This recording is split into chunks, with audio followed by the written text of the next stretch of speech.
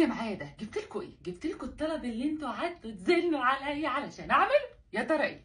مخده التوأم ومخده دعم الظهر، لاني اقسم بالله خلاص ما بقتش قادره. يا جماعه انا نفسي حد ياخدني يجمعني في الصين. عندك القطع غير في كل حته. تخيلي معايا كده لو انت ماما لتوأم، هتحتاسي ان انت تلبسي مخدتين رضاعه لما ممكن تجيبي مملكتي مخده واحده. ايه رايك؟ والله العظيم تحفه. بتشيلي دي كده وتقعدي انت في النص، ولو انت مقعداهم على الارض بتبقي او مقعداهم على السرير بتبقي حاطه البيبي هنا واحد وهنا واحد ومجمعه المخده مع بعض. بصوا احنا عاملين شغل فاخر من الاخر والله العظيم. دي المخده الجامبو، تمام. انا عايزه اقول لكم انا قعدت بيها بس برضع شموسه، ظهري على كميه الراحه. يعني انا بفكر بعد كده اعتمدها لشموسه خلاص. شايفين؟ على فكره الاحجام دي والله ما هتلاقوها غير عندنا احنا بس. احنا عاملين شغل فاخر من الاخر بجد. لا اسالوا بره ودوروا واعرفوا الاسعار وتعرفوا ان احنا على الكواليتي بتاعنا ولا حاجه. احنا ضاربين اسعار السوق كله اساسا. ادخلوا كمان شوفوا الريفيوهات. والحجم ده بقى الحجم الاصغر. ها برضو ايه نفس الفكره. بتحطوا بيبي واحد هنا وبيبي التاني هنا، ودي بتقعدوا كده تشيلوها تقعدوا هنا، وتبقى دي زي حاجه تريحوا عليها ظهركم. وبدون افوار انتوا لو عندكم بيبي واحد بس انتوا ممكن اصلا تجيبوها. عارفين ليه؟ عشان المخده اللي في الظهر دي حلوه قوي.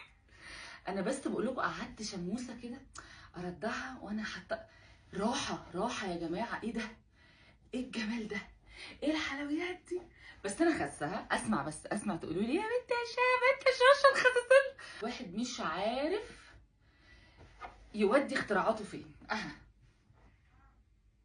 انا بصوا والله العظيم انا مرتاحه. يعني انا انا كده انا مرتاحه خلاص. ممكن اشيل شموسه كده على كتفي وانا بعمل الاكل وابقى مرتاحه. ممكن ادخل بيها كل حته وانا كده. جماعه البتاعه دي الله اختراعات يا كوتش. انا حاسه نفسي فيها. طب بجد بقى ركزوا معايا، الاختراعات دي مش هتلاقوها غير عندنا. ولو عندك 3 بيبي توأم 3 مع بعض احنا برضه نعملك مخدتك. احنا مش هنسيبك تحتاسي وعاملين لكم مفاجاه.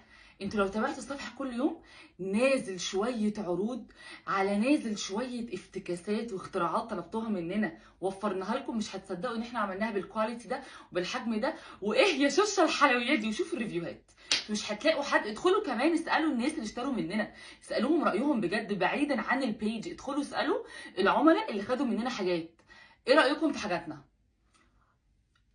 احنا متاكدين من منتجاتنا من الاخر بقى. الخدتين دول ده حجم عادي وحجم الجامبو. اكتبي الحجم اللي يعجبك. اهم حاجه في الموضوع تبقي عارفه ان انت لو سبتي البيبي فيهم لوحدهم الاثنين في امان مريحين، الدنيا لطيفه معاهم، ظهرهم مسنود كويس، رقبتهم مرفوعه. ودول كمان بيبقوا حلوين عشان بعد الشر موضوع الارتجاع الصامت ده احنا عارفينه واتكلمنا فيه قبل كده. وكمان عشان القشط. جماعه احنا عاملين حاجات والله ما هتلاقوها بره في حته. ايه ده؟ انتوا كنتوا هتسيبوني امشي كده عادي من غير ما تسالوني معاها كيس مخده ولا لا؟ معاها كيس مخده اهو واهو.